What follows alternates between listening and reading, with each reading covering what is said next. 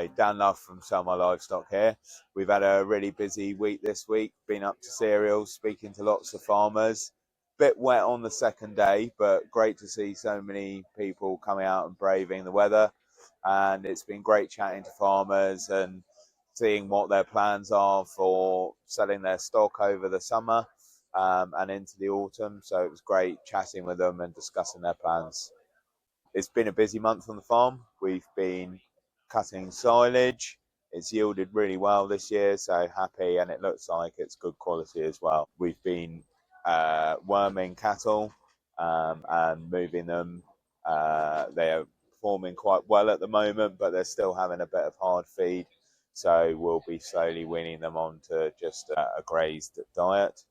We've also been trialling some new mineral boluses, which are going really well, so happy with how they're performing. So yeah.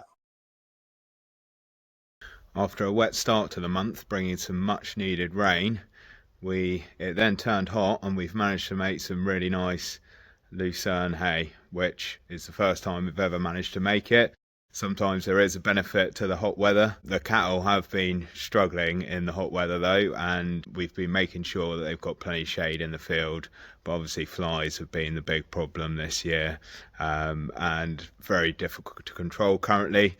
Be interested to hear what other people's thoughts are on fly control and how they're coping with it this year. We sprayed the winter barley off last week, so hopefully we'll be harvesting in a few days' time. We had quite uneven ripening in the crop, so we decided to spray it off. Plenty of straw though, so that's helpful being a livestock farmer. With the rain at the start of the month and the hot weather recently, the maize has absolutely been flying. It's around chest height now, so hopefully we'll get a good yield from this crop.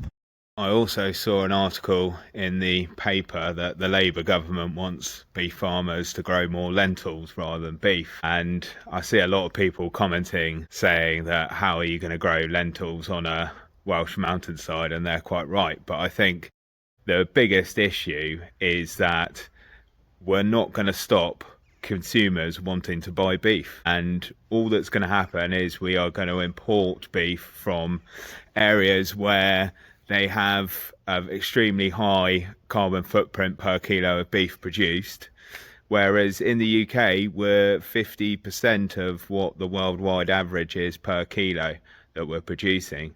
So if anything, if the government wants to do something about climate change, they should be encouraging farmers, British farmers, to export our low carbon product to the rest of the world, instead of us stopping production and importing high carbon footprint beef. Because we've all seen Beyond Meat and all these sort of vegetarian burger companies, they were a flash in the pan of popularity, and people still want to eat beef. You're not going to change that at all with dropping the supply.